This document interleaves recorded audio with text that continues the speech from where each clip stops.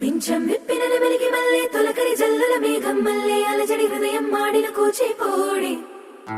రంగుల దిద్దిన బొమ్మకు మల్లె కవితలు వద్దిన పుస్తక మల్లె సంతోషంలో ముద్దుగా ఈ అమ్మాడి ఆరారు ఋతువుల అందం ఒకటిగా కలిపి వింతలు ఏడు పక్కకు జరిపే కొత్తగా పుంతలు తొక్కెను ఈ అరవిందం అమ్మమ్మో తాండవమాడే కృష్ణుడి నుండి వేణువ గానం తీయగ పండి రాధకు ప్రాణం ముప్పొంగే ఆనందం